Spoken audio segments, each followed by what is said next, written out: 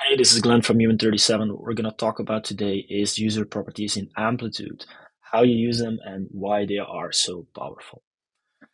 If you go to the help.amplitude.com domain, you can find a page called Overview of User Properties and Event Properties in Amplitude. First of all, what are user properties? A user property is an attribute that contextualizes who the user is and shares a couple of details about that user, right? An example would be any of these user properties, which are natively captured by the client-side SDKs. But you can also set your own user properties. Good examples would be, for instance, my age, I'm 35. That could be one of the values for one of the user properties age. Another example would be in the environment of SaaS or products, which subscription type I'm currently on. So those are all examples of how user properties are being used. I'm going to show you a short example. I've been playing around earlier today. But these are examples of events done by a user. I believe the user is called humanstreamer37. And what you actually see here is a user property. The user property here is plan type and it is set to paid. This is a custom user property. These are all out of the box user properties that have been facilitated by the Amplitude SDK. Now, how does it actually work? Obviously, the help pages kind of give you an ID. Under the title, How Amplitude Applies User Properties to Event, there's a schematic, but we found it more useful or easier, let's say, to explain it using this. Imagine a event is triggered by a user. That event has an event name and a couple of properties. What actually happens is that Amplitude ingests that event and then looks up who that user is, or if Amplitude knows the user, to who that event belongs to. That is being done either by the device ID, the user ID, or the Amplitude ID itself, right? Which is the overarching ID Amplitude uses within its own system. Once the event has been ingested, a user has been found that is already in the system. Amplitude will look up the current values for the user properties known to that user and actually appends them to that event. It means that instead of having only the user properties that you had when you sent in the event, or that were part of the payload when you sent in the event, additionally, Amplitude will couple it or will attach or append the current values of the user properties to it. Then the event is stored and is made available for analysis. Now, practically speaking, what does that mean? Imagine a user triggers a event called song played, and there's only one property called song genre, which is an event property. Amplitude ingests the event. The user property is being looked up. Sorry, the user ID is being looked up, or that user is being looked up.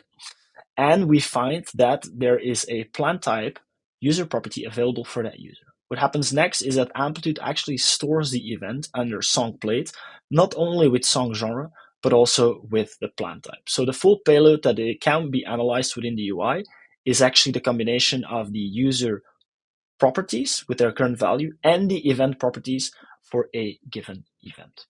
Now let's look at that a bit more practically. I've been playing around, so I might need to reset a couple of things. So I'm resetting my Amplitude ID. Let's get rid of this. And let's grab, I'm gonna give it a new name. I'm gonna call him 38. So we have music streamer 38 and I'm gonna generate. The plan type is set to free. I'm actually gonna, because it's important to be consistent in a tracking plan. For this example, I'm gonna use snake case. So this user is now generated. What happens next is that this user is actually playing a song. It's a free user, and music streamer 38 is gonna play a techno song. Now, this is 37, this is my old test. If I go into the user lookup, this might take a few seconds.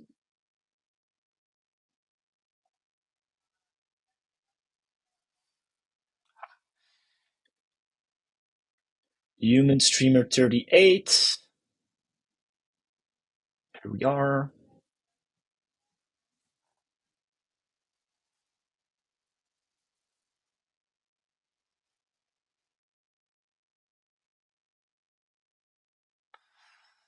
I look into the user property and I see plan type equals free. This is human streamer 38, and I see indeed song played, right?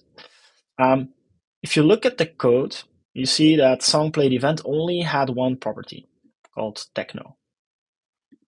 Here you see that there's a bunch of user properties because I'm actually clicking into this event, right?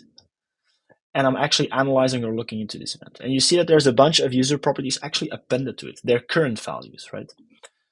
So if I scroll down, you actually see plan type here. And if you actually look into the raw payload, you can see okay, user properties plan type in the full JSON object, right? While actually the event properties only include genre techno.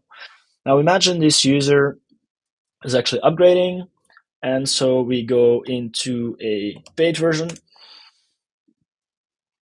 What we're going to do next is we're going to trigger another couple of events. We're going to do a hip hop song. We're going to do a electronic music song, or EDM is what they call it, I guess, these days. And we're going to do a country song.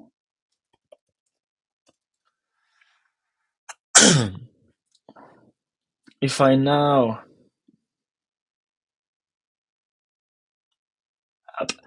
update this, what we actually see is that I need to refresh my page for this value to change, because this live event update is only ingesting new events in the timeline, not resetting any user properties. Value has been set to paid. Previously, it wasn't free. And so what we see here on the original song played, the user property at that time was free, and it is still mapped on the event. It is cast in stone. So the context of the user at the moment that the user generated that event, the plan type for that user was free. It is cast in stone on top of that event. And for the next event, the plan type has been changed to paid. Why is this interesting, or why is this important? Because now I can ask different types of questions, right? And let's start with the first one. I've requested the event song played, filtered it down to the user ID for human streamer 38, which is actually exactly the username we have here, right? And I've asked for the total amount of events. This is correct because what we've done is we've sent in 4 events. We've sent in a techno event, or a song played event where the genre was techno, one where it was electronic music, EDM, one where it was country, and one where it was hip hop. And so what we're going to do now is we're actually going to break that out as is, because what we're chasing or looking for is the genre property. And this is exactly what you can see, right? We have one EDM song, one hip hop song, one techno song, and one country song. But the interesting part now is that we can go further. We can ask for the plan type. I need to look which casing that we've used, because I've been testing today, plan underscore type. So I'm going to use this one.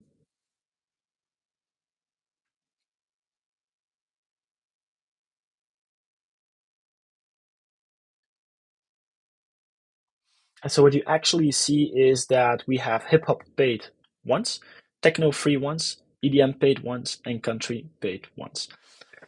This is very interesting, right? Because now we can get an overview of show me all of the users, or show me all of the songs human streamer played, and break them down by genres, but also break them down by the type of plan the user was on at the moment of streaming.